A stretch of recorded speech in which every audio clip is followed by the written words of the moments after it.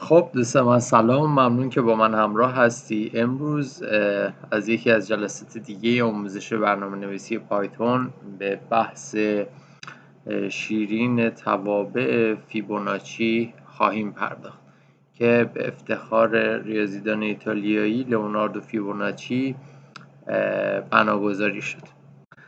قضیهش از چه قراره؟ قضیه از این قراره که این آقا اومده یه دنباله از اعداد رو ایجاد کرده یا حالا کشف کرده که به این صورت عمل میکنن که توی تصویر میبینید.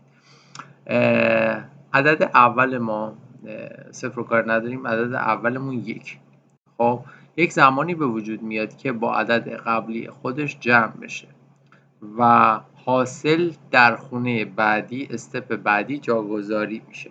به چه صورت؟ اگه من تو محیط پینت بخوام این رو برای شما به تصویر بکشم، اگر عدد اول ما که هیچی اینجا از صفر باشه، عدد بعدی ما قطعاً یک خواهد بود، چون یک به علاوه صفر همونجوری که توی تصویر مشاهده میکنید یک میشه. خب حالا اگر این عدد دوم رو به علاوه عدد اولیه ما که صفر هست بکنیم، عدد بعدیمون تشکیل میشه که باز هم یک، همونطور که اینجا مشاهده میکنید. خب من میام یه پوینت دیگه براش در نظر میگیرم توی این محدود. اوکی، بریم برای استپ بعدی.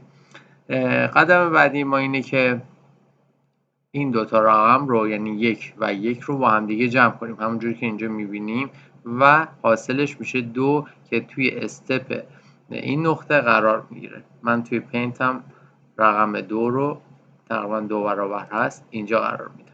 اوکی، یعنی تقریبا به چه صورت میشه دنبالی که ما ایجاد کردیم؟ اگر من بخوام برای شما به صورت بصری دوباره بکشم، صفر رو که داریم هیچی، یک، ببخشید اینو زبان رو تغییر دادم، صفر رو که داریم، یک، بعدیش یک، این دوتا عدد با هم دیگه جمع میشن، حاصل دو میشه. بعد از اون دو و یک با هم دیگه جمع میشن، چون دو رقم قبلی رو ما کار داریم همیشه. خب دو و یک جمعا میشن سه. اوکی، اگر بخوایم استپ بعدی رو به دست بیاریم، اینجا دو و یک بود که شد سه. اوکی، حالا سه و دو اینجا حاصلش میشه برای ما 5. خب ما این قضیه رو هم اوکی هستیم، متوجهش شدیم که برای ما 5 رو لحاظ خواهد کرد. اوکی، حالا من اگه بخوام استپ 5 رو برای شما بذارم اینجا، یک و دو رو گذاشتیم، سه رو اینجا و قاعدتا 5 میتونه که اینجا باشه. درسته؟ اگه یک دو سه قاعدتا یه 4 و یه 5 با هم فاصله زمانی یک پله و یک پارت با جلو خواهیم رفت. اوکی، خب حالا استپ بعدی اگر توی شکل ببینیم، 3 و 5 که استپ های قبلی ما هستن با هم دیگه جمع میشن و عدد 8 رو برای ما ایجاد میکنن. باشه، خیلی خوب، اینجا هم برای شما من رسم میکنم که عدد 8 تقریبا اینجا برای شما حاصل میشه. حالا من یه کنترل زد ازش میگیرم، یه خورده این ورتر میذارم. اگر مشاهده بکنید توی این تصویر، قدم بعدی ما اینه که 5 و 8 رو جمع بکنیم که بشه 13. خب من 13 رو هم اگر اینجا بخوام لحاظ بکنم براش میره تقریبا بالا که خیلی نیازی نیست. من یه با براش خودم با یه رنگ دیگه ای، مثلا آبی رنگ، میام این خطی که برای من در این دنباله حاصل شده رو تقریبا برای شما رسم میکنم. یه مقداری کج شد، ولی خب حالا شما مستقیم در نظر میگیرید.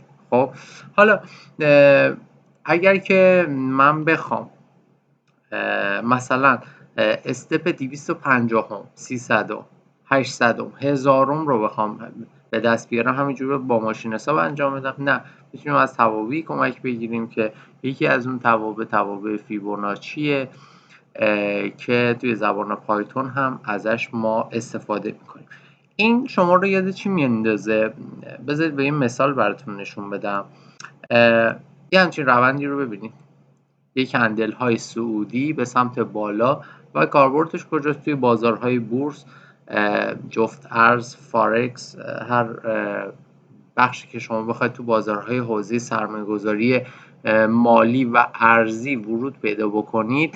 یکی از توابعی که به شما کمک میکنه الگوریتم های فیبوناچی هستش. خب که به شما خط روند رو میده و به شما مشخص میکنه که مثلا اگر یه نقطه انومی رو بخواید در نظر بگیرید به کجا می انجامه. حالا یا این روند ممکنه صعودی باشه یا ممکنه نزولی برای شما باشه. کاربرد فیبوناچی قطعا فقط توی این مثال نیست. مثلا تو حوزه هواشناسی شما یه برنامه اپلیکیشنی طراحی میکنی که میاد برای شما روند مسیر یک ابر رو از طریق توابع فیبوناچی دنبال میکنه و به شما نشون میده که مثلا اگر امروز ابر شما توی حوزه جغرافی X مثلا فلان و Y فلان قرار داره، 2 روز بعد یا 2 ساعت بعد یا 2 هفته بعد ممکنه به کجا بیانجامه. یه پیش بینی قطعا 100% نیست در دنیای واقعی، ولی این روند میتونه تا حدی درست باشه، کما این که ازش دارن در حال حاضر هم استفاده میکنن. حالا ما میریم تو حوزه کاری خودمون، خیلی دور نمیشیم و به تحلیل یه برنامه ساده از فیبوناچی تو این بخش میپردازیم که حالا تو بخش پیشرفته تر قطعا در آینده بهش خواهیم رسید. اوکی، من محیط ویژوال استودیو رو باز میکنم، برنامه‌ای که نوشته شده بارگذاری میکنم برای شما و به تحلیلش میپردازم. اولا من میام یه ران ازش میگیرم ببینیم که به چه صورت هست. به ما میگه که اینتر نامبر. یعنی چی اینتر نامبر؟ من اگر اینجا دقت بفرمایید یعنی اینکه میگه دنباله چندم از سری فیبوناچی رو میخوای تا من رشته رو برات به نمایش بذارم. من مثلا میگم من دنباله 25م سری فیبوناچی رو میخوام. میبینید همونطور که مشاهده میکنید با توسط برنامه که من نوشتم دنباله 25م از سری فیبوناچی رو به من اینجا نمایش میده، یعنی 75025. اوکی، این عدد هست. من یه CLS ازش بگیرم. اوکی، حالا مثلا من میخوام بدونم که آقا دنباله 64م از فیبوناچی من چند. اوکی، دنباله 64 رو تایپ میکنم با فشار دادن کیبورد و کلید اینتر. میبینید که دنباله 64م برای من به راحتی به تصویر کشید و برای من یک رشته از اعداد رو تا ما قبل اون نمایش داد. دیگه ما بعدش رو ما نخواستیم ازش، ولی تا ما قبل اون رو برای من نمایش داده. CLS میگیریم ازش دوباره و به تحلیل برنامه میپردازم خدمت شما. اول که از کاربر یه ورودی گرفته، بعد گفته اگر n ما برابر 1 باشه. یعنی چی n ما برابر 1 باشه؟ اگر اینجا قرار داشته باشیم برامون پرینت کنه 1 رو، یعنی چاپ کنه 1 رو. اوکی، میپذیریم ازش. و به ما گفته اگر که در پارت دوم n ما برابر با 2 باشه برای ما 1 و 1 رو چاپ کن. یه بک اسلش تی هم روش سوار کرده که پرینت ما به خط بعدی نره باشه. این رو میپذیریم. یک بار نگاه میکنیم تو پینتمون ببینیم که همین صادق هست. بله، نگاه میکنیم که خط دوم پارت استپ این نقطه هم 1 هست و قاعدتا استپ بعدی باید اصل کار برنامه ما که 2 از اینجا شروع بشه. اوکی، به ما گفته که اگر n ما بزرگتر از 2 باشه چه اتفاقی رقم بزن. F1 و F2 رو مقدار دهی کن به 1 و 1، یعنی در دو تا حالت اولیه هم یک منظور شده باشه. حتما درسش رو خوندید، میدونید که متغیرهایی که میتونن چند مقدار رو یک مقدار رو پشت سر هم در خودشون جا بده. خب حالا میگه پرینت کن برای ما چی رو پرینت کنم؟ F1 رو در حال حاضر اولین مقدار برای من پرینت کن. یعنی چی؟ یعنی خط روندی رو که داریم این یک ما برای ما پرینت بشه. قاعدتا یه دونه یک ما هم برای ما پرینت انجام خواهد داد باشه. این رو هم انجام دادم و end backslash t. چرا این کار رو انجام داده؟ برای اینکه نپره بعد از پرینت هم خط بعدی و دنباله رو همینجوری با یه اسپیس کوچیک ادامه بده. اوکی، حالا یه پیمایش برای من قرار دادیم براش که گفتیم که آقا for i این رنج 3 و n به علاوه 1. چرا اینجا 3 قرار دادم برای رنجم؟ چرا میتونستم همین n به علاوه 1 رو قرار بدم؟ 3 به این دلیل هست که توی تابع رنج اگر خاطرتون باشه گفتیم بهتون که این نقطه 3 نقطه استارت ما هست، معمولا از 0 آغاز میشه، اما به جهت اینکه ما دو تا عدد قبلی رو 1 بر 1 در نظر گرفتیم از استارت 3 شروع میکنیم و n به علاوه 1 چون ایندکس ما همونطوری که میدونید و بارها بهتون عرض کردم ایندکس از 0 آغاز می شود، به خاطر همین n قاعدتا باید به علاوه 1 بذاریم. خب این هم که مستحضر هستید. حالا میرسیم به بخش فرمول‌گذاری کار که f3 رو برابر f1 به علاوه f2 قرار داد. درسته آقا؟ اینجا مگه 5 ما نتیجه این نیستش که 3 به علاوه 2 شده؟ پس قاعدتا f1 به علاوه f2 مساوی با f3 خواهد. خب این هم تا اینجای کار.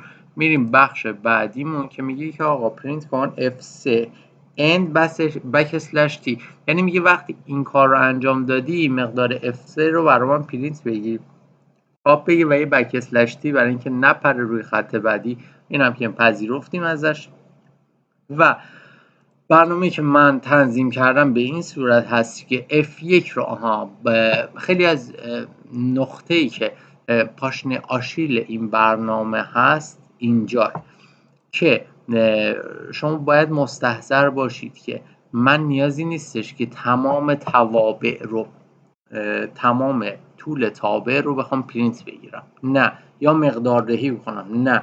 اگر من جمله 1250 برنامه رو احتیاج داشته باشم آیا میتونم؟ نه، نمیتونم این کار رو، کسی این کار طاقت فرسا و فرسایشی هستش. پس میام F1 رو برابر F2 قرار میدم. به چه منظور؟ به منظور این که اگر اینجا مشاهده کنید یه پارت یه دونه واحد شیفت پیدا کنم به سمت راست خودم.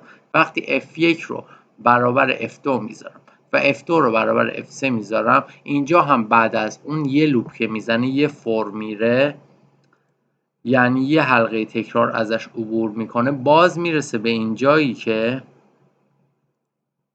2 و 3 هم همین حالت براشون پیش میاد. یعنی این یک شیفت پیدا میکنه رو 2 و 2 شیفت پیدا میکنه رو 3 و مقدار دهی میشه. درسته؟ گفتیم شیگرای دیگه پایتون مقدار دهی میکنه هر عدد رو داخل یه ولیو متغیر ما. درسته؟ خب باشه، اینم میپذیریم و در نهایت این لوپ تا کجا تکرار خواهد شد؟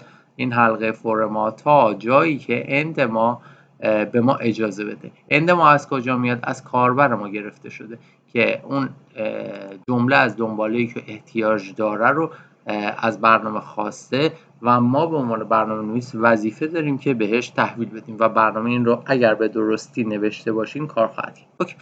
حالا به حضور شما عرض کنم که یه عددی مثل منفی یا عدد اعشاری اگر بهش بدیم، اینجا یه دستور else گذاشتیم که این valid نامبر به ما هشدار میده که آقا برنامه شما دچار مقدار دهیتون دچار اشکال هست، ایراد هست و شما نباید این مقدار رو بدید و قبول نمیکنه. اگر توجه بکنید من عدد منفی 6 رو در نظر بگیرم به من میگه که این valid نامبر. اوکی، پس در اینجا من مجاز نیستم یه سری از اعداد رو وارد بکنم، کما اینکه توی دنباله فیبوناچی هم همونطور که میبینید خط روند از منفی آغاز نمیشه و اعداد اعشاری قطعا لحاظ نشده.